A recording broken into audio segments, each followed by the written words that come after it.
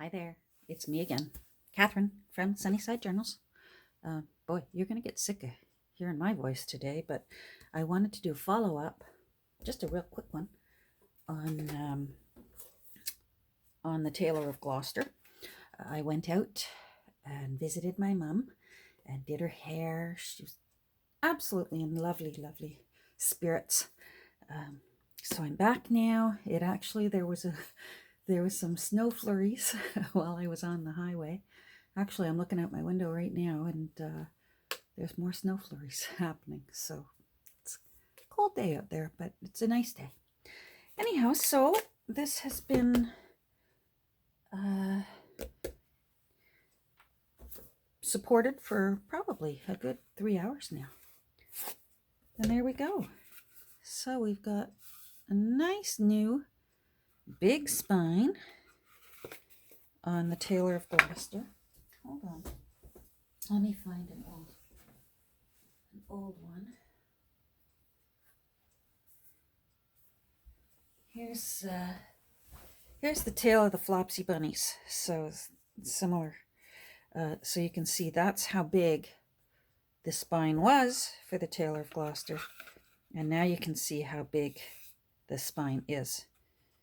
Just by popping it open and then using that little bit of space. Now, keep in mind, these page blocks, because there's four, I think I see four in there. 1, 2, 3, 4. It makes it tricky to do the story in order the way you can with a little golden book. With little golden books, I usually do 3 signatures, and I put the story in the first and third signature, and I just have fun with the middle one. These ones, it's first of all, it's tricky to do them in order, and second of all, it because you've used up the here, let me see if you can see here, because you've used some of this area that had the binding in it. See how that fits there? These pages are too big. Do you see what I mean? If you tried to fit them back in, they're too wide. So sometimes I have trimmed them. You usually have enough room. You could take easily 1/4 inch right off each page. No problem. I'm not going to do that this time. I really am going to, I simply want to use lots of pretty tea-dyed papers and maybe use some pretty detailing punching on the edge, or maybe tear it so it's a rough edge. And then I'm just simply going to use the beautiful little illustrations and create a nice little journal where, you know, maybe someone will want to write how their Christmas of 2019 was, or something like that. So that's my plan for this one. Now, very quickly, I'm not going to take too much time right now. I want to find some fabric to try and make this orange a little more festive, Christmas festive. So I grabbed out a bunch of my Christmas fabrics that I have, and we'll go through them. And I'm actually going to explain a few things about how I repurpose secondhand things. Some people who are just getting new into junk journaling think, oh, I have to have fabric from the fabric store, and they go and they start buying and paying full price at fabric stores, and it doesn't need to be that way. For example, here's a beautiful little vintage tablecloth. How sweet is this tablecloth? I got this at my local Mission thrift store, and it was $1.99. Now, I got this last year or the year before. I can't remember. It's been in my Christmas bin in that closet. If you follow me on Instagram, that looming door that was behind piles of books. I may have actually paid less than this. Sometimes I really try to grab up things at Boxing Day sales. So this isn't necessarily, that's the most I paid for it, and most likely I paid less. Now this is still in really nice condition, and you know what? The pattern is so big, I'm having second thoughts about even using it at all in a journal. I think I actually want to put it on my table downstairs because it's just my hubby and I here at home. No more children in our little empty nest. So we just have a small table for 4 in our kitchen. So I think I'm going to wash and press this, and I'm going to put it in my kitchen. So now here's a few ideas. I'm not even sure what this is. Oh, it's a bag. Okay. I bought it, again, thrift store. But you can use this fabric. Again, I probably paid under $1 for it. I certainly wouldn't. I'm looking at it right now, and there's no way I would pay more than $1 for this thing, because I would know that I want to cut it up. So I'm just going to take a look and see. That might work because that gold ribbon almost matches the orange. That's a maybe. And here again is this is a placemat, and it's double-sided. Somebody's made it by hand. I like that, and I love this with the cardinals. And again, 59 cents was the most I paid. Most likely I paid less. And I'm simply going to cut this edging off, and then I have 2 big chunks of fabric for less than 60 cents. And I really, really I love these little birds, and I love the colors.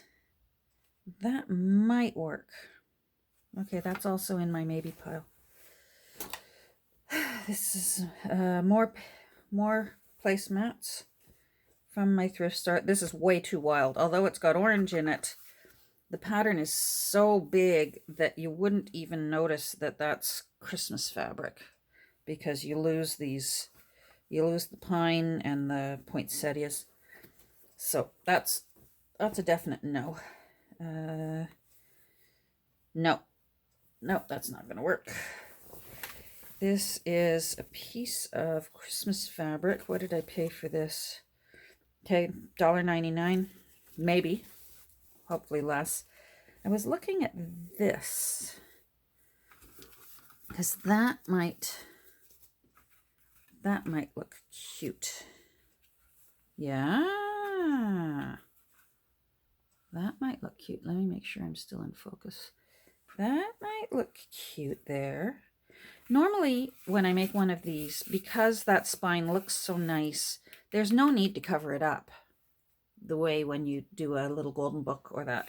But I'm going to cover it up simply because I want to make it look a little more Christmassy. And the best way to do that is to put some really pretty festive fabric. Okay, that's also on the maybe list. Yeah, what have I got here? Oh, I've got another placemat. That's got a little gold sparkle in it. Let's see. I don't know if that's... Can I even pull that? Yeah, that comes apart. That's really thick. That's more for a big book. I think that's too heavy to go on such a tiny little book. That goes in my no pile. That's nice. What are these? Napkins. All right. So these are table napkins. Oh, there's the little tag, but I don't see a price tag anywhere. I wonder what I paid for these. Oh, well. I like... Yep. I like the burgundy here because that... I don't know if it's showing up on camera. The lettering is burgundy on the tail of Gloucester. The tailor of... I keep calling it the tail of Gloucester. The tailor of Gloucester. Oh, I like that. That's very pretty. And then maybe with some gold. Yeah. The nice thing is with this one, when you do a little golden book, you really need quite a bit of overhang of your fabric to also fortify it so that your covers don't fall off. Because this is still all in one piece, it's just simply been restored into a new shape. I can just run a tiny little bit of the fabric here, and I don't have to lose any of this nice stuff. So I like that. I could go right to there so that you can see that that's a poinsettia. And it's burgundy. Oh, that's on my definitely maybe list. Okay, you're going there. No, that's a no. That's the wrong shade of red. Oh, I like the color of that too. What is this? 99 cents I paid. I don't even know what this is. I wonder if it's also a placemat. It's double, so that's nice. That's lots of fabric. It feels like almost like a little pillow or something. It feels too thick for a placemat. What have they done? It's handmade. Well, no, I think the pattern's too big. I'm still liking this one better. Okay, that's on the no. Okay, how did you get in here? You don't look Christmassy. Dog toys? Well, dogs enjoy Christmas. My little dog does. I guess. No. Now I've got some. Now what's this? Oh, this is another bag. See, again, it's a way to get yourself Christmas fabric and not pay fabric store prices. This is cute. Christmas fabric. Looks like I paid 50 cents for it, and that's a lot of fabric for 50 cents. That would do a lot of books. I'm not using it on this one, but that would do a lot of books. Oh, look at this one. How cute. Oh, it's another bag. Is this a bag or... Hold on. What is it? What are you? Let's see. Yeah. Two bags. Or a pillowcase cover. Who knows? I'm not going to use them for that. It's cute. It's got holly on it. But I'm not going to... It doesn't go at all. But again, $1, and this is a ton of Christmas fabric. And none of this fabric was purchased at a fabric store. You can do it. You can make your journals, and they're more interesting. I get a little thrill when these journals end up looking so pretty, and those big box stores didn't get my money. Instead, sweet little charity shops that are using that money for good purposes, and I'm using it for a good purpose for my mental health. Yes. Alrighty, so this is it. I made an executive decision. Burgundies and olive greens, and now I just got to decide where I'm going to put that fold. I think I want that burgundy right up near where that font is, so it really, really pulls together. Love it. All right, that's it. I'm going to get to work. I have a few more books to gut. I'm going to gut this little baby. And yeah, so this might be the last one. It might. I can't say. Hope you all have a good rest of your day, and we'll talk soon. Thanks for joining me. Bye.